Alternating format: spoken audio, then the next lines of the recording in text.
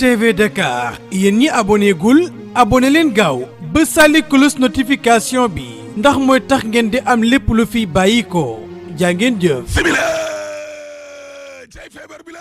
ak doomu Sénégal yi dee ca bitim réew termine yéene kaay ne jàppal ne nag amul benn néew woo xam ne kon danañ ko jëlee ca bitim réew googe corona rey la ñu indi la kon ci biir réew mi le mar di taali waaw parce que nag suñu wàllum justice bi la daal dinañuy atte na kon nit ki démb allahu akbar dama ne la sénégalais yi nga xam ne kon dañoo deele nag ca bitim réew googe te corona ja rey seeni doom waaw ñoo bindoon plainte daal di koy yóbbu kon ca cour suprême de tribunal bu mag ba waaw ngir wañ ko loxoy kilifa yi le ngir ñu nangu nag indi leen seeni néew de waaw gars yi ñàkk nañ atte ba de réew mi quotidien ne dëgg la ñàkk nañu parce que cour suprême ca boppam ko nee na benn néew ko dugg si fii ci biir réew mi le maître Assane Dioma Ndiaye waaw nekk ay avocat wu doomu Sénégal yooyee nee na wane nanu ne néew yooyee bu ñu leen fi indee tamit mbir mi amul benn risque laa la wax beneen mbir tam mi ngi nii lay taxaw doomu Sénégal daal bu dee ci corona ji le fii ci Sénégal waaw rob gi daal du am benn risque te doomu Sénégal nag bu ko corona ree ca bitim réew gi le suulam fii ci Sénégal bëgg a nekk risque waa lii nag mooy lan aya bi mag satala kurus maam jaara fam de waaw nee na désolante am na lu ko mit lool yéene kaa gi ne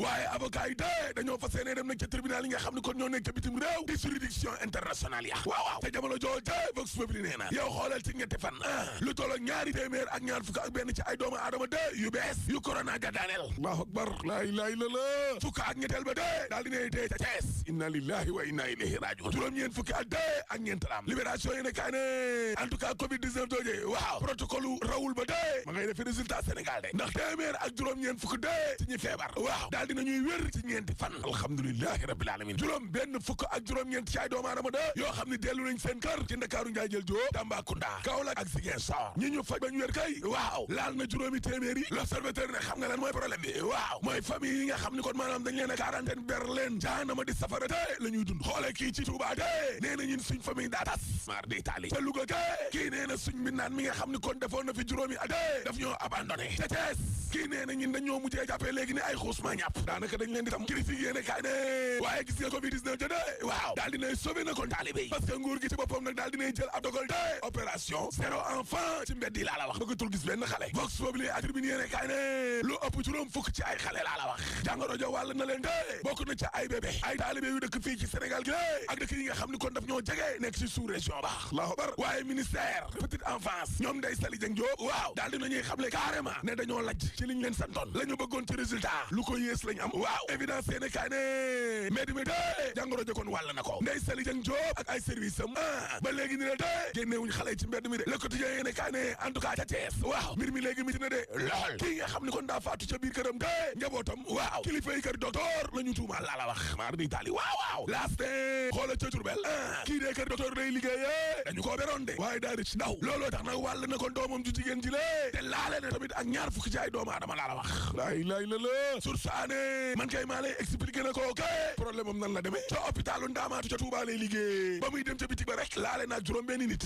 allahu akbar jóge ca Touba googee yéeg motoom week-end bii ñu génn mu ne day dem ca famem kon ca duwaanu Mbàkke waaw ba mu yeegee wàll na doomam ju jigéen ja wàll jabaram wàllaat na yeneen ñaari doomam ak ñaari xale jigéen yoo xam ni kon ca njaboot ga la nu bokk moo taxit ber nañ njaboot ga la jaaxal nit ñi nag mooy ndeyam ak baayam de kenn beru leen confiné wuñu leen de déedéet 24 heures yéene kaa ne xam nga boo bëggee dégg dëgg weñ ngaa nga demee ca mbànjaxaan nga laa la wax dëgg la parce que gis nga ci suñu biir réew mi lée Sénégal poste de santé yi téeméer boo jël te ñoom juróom-ñett fukk ak juróom di 85% ci poste de santé yi am maternité waaw amandoo wuñu table d'examen consultation ak table d'accouchement tensiomètre PSBB frigo moto et stérilisation ay la ilallah sur quotidien ak laaste ubbi te classe si lée njàng meeg njàngale mi weeru juin bii di ñëw waaw est-ce que mën naa ne ak doomu jàngoro ji lée jàngalekat yi nee nañu attention de enquête yéene kaay ne campagne agricole de covid 19 de waaw baykat yi tamit jaaxle nañu lool parce que sàq yaa nga ne lee amatul dara grenier yi waaw ngóob gi lu yàlla xam doy na dem ngeeg dikk gi moom daanaka amatul en tout cas baykat yi de ti nañu lool Macky Sall na teg na ci taabalu baykat yooyee juróom benn fukk ci ay milliards Sidi Ba CNCR waaw nee na njaay wàllu jiwu gi njaay mi waaw mais war naa démarrer fukki fan ak juróom ci weeru mai bii ñu ne jàpp fukki fan ak juróom ci weeru juin termine yéene kaay ne aide à la presse ba de ma ngay bañ groupe de presse yu ngand yi waaw la ñu séddale ñaari téeméer ak ñaar fukk ak juróom ci ay millions presse en ligne bi la internet ba 258 millions Soleil ak APS média détail waaw ba léegi nii la siiwalu ñaata lañ leen jox de dégg nga de CESTI ak rajo associative yi lée 280 millions formation ba te bu ñu sukkandikoo ci ministre communication de Mendum des médias rek moo delloo segam ak presse Afrique waaw waaye ministre bi nee na seen seg yooyee ñu delloo de danañ ko tasaare waat yeneen groupe de presse way Samba Mamadou Ibra Kane